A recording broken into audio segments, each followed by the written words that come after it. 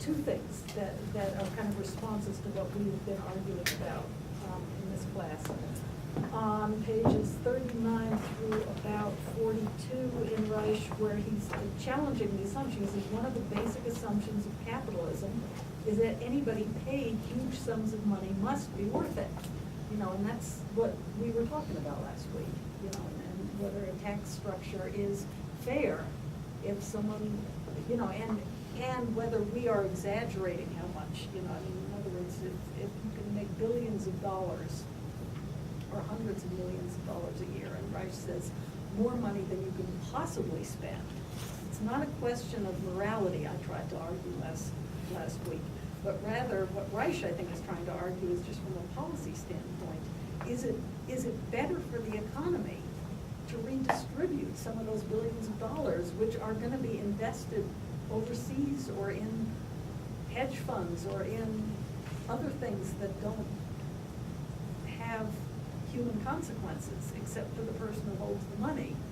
Or is it better for the global economy and the United States economy if people with more money than they can spend are taxed so that some of the money is recycled into the pockets of people who can spend it, for example, on their children's college educations, or on shoes, or on a car to get to work, or on, you know, other things that Reich then says generates additional jobs, because if you are going to send your kids to college, you need to educate them, and so we need money in the education system. If you're going to need a car to go to work with, we're also going to need people to make the cars, we're going to need people to fix the cars, we're going to need, you know, in other words, what Reich is saying is that the economic theory that he advocates here is that this is not a question of morality and what's fair. You know, did that guy who has several $1 billion compared to us who might have $50,000, does he deserve the millions? Or is it unfair to tax him? I think what Reich is trying to do is to say, is it better for the economy to redistribute some of that wealth? But once you say it like that, it sounds like you're advocating socialism, and Americans pull their hair out and run screaming. So let me just run down my list of, right, so one is this assumption that that the rich guys deserve everything they have, and that's not fair to try to take it from them to give to poor people. And secondly, on page 42, where he says, look, if this is not a question of middle-class people living beyond their means, but that their earnings, with this increasing polarization of wealth, that the earnings of the middle class have not kept up with their reasonable expectations of what they could afford as the economy grew. So that, in other words, the middle class could not keep up their middle class lifestyle without doing something. And what our Reich suggests we have done, assuming we're in the middle class, is we work longer and harder hours. We have put women to work, which, you know, and here again, it's not a question of fulfillment, it's a question of you can't keep a family together without two wage earners, is what he's arguing. These are his coping mechanisms. And the third is that to stay in a middle class lifestyle with which could not keep up with the growth and the polarization of the economy, that people began drawing down their savings and ultimately going into credit card debt. And so, you know, so what he's done here, I think, is trying not to morally blame a greedy middle class which overspent because they just couldn't resist having a house that was too big, but rather saying that the economy was such that with money leaving, what he's looking at is looking at the class structure, not at individuals, and saying with money leaving the middle class and the working class and going into an increasingly concentrated number of super wealthy, super rich people, that the middle class, just to keep up, had to end up spending more money. And just to keep up, when you say, well, couldn't they just adjust their expectations? But their expectations were probably not buying a power boat or an extra pair of jet skis or, a yearly vacation for 6 to Aspen, but, or a house in wherever. We have houses here. But rather continuing to send their children to college, continuing to stay in the houses in the neighborhoods that they want to stay in. In other words, what he's trying to do is to say, look, this is not overspending, this is trying to keep your head above water. Right, so that, I think that's an important point that he makes. The other thing I would draw your attention to is really what sounds like Marx's prophecy on page 52. Say what? Yeah, and I mean, what he's trying to do here is save capitalism, so he's not a Marxist. What he's saying is that capitalism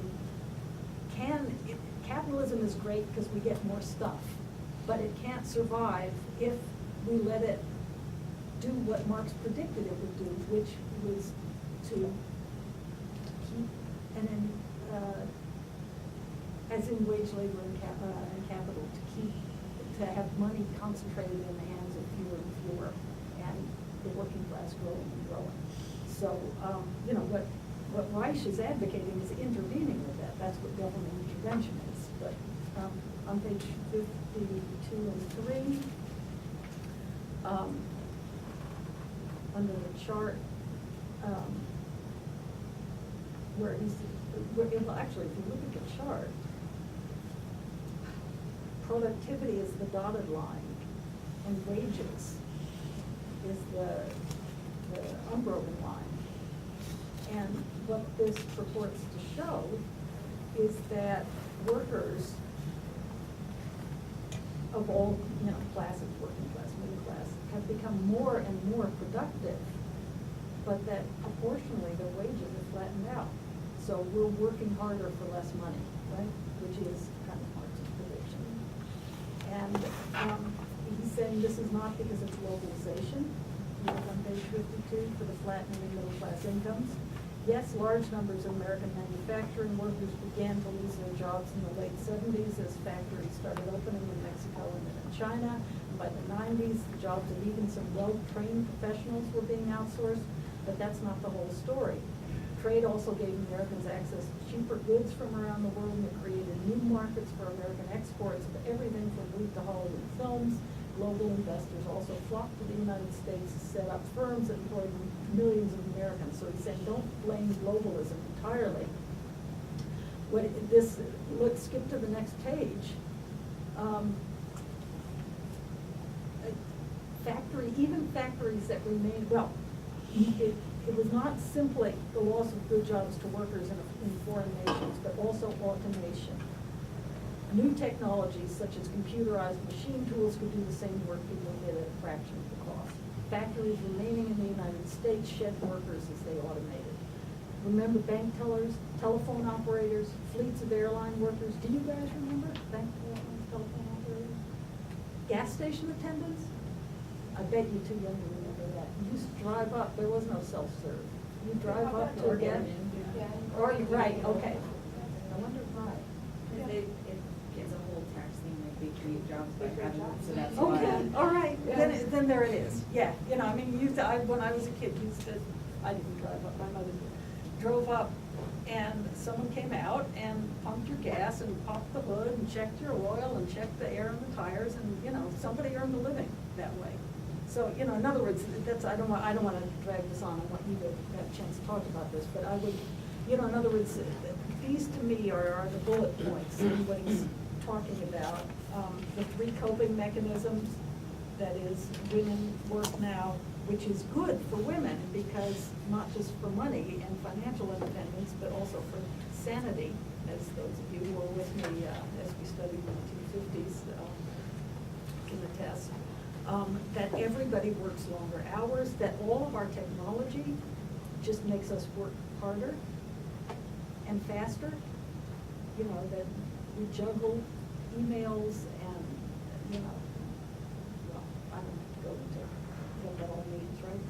more expected of us because we have the technology to do more. And so it doesn't in fact ease our load because, you know, now all you do is press a button and you can make a bank deposit. But, you know, what it does is say, well, now you can do 85 things when you used to be able to do only 2. Yeah? Okay. And then, you know, third, the assault on middle class savings. And then I think the final point that and I'll stop talking at this, on page 100, which is really important, and I think this inadvertently came up in class before, and it was when I challenged John, who was disagreeing with what I was saying, and I said to him, you know, how much do you think you're gonna make? And, you know, I was thinking that, you know, a nice successful middle class income was, I don't know, $100,000, $150,000, $200,000 a year.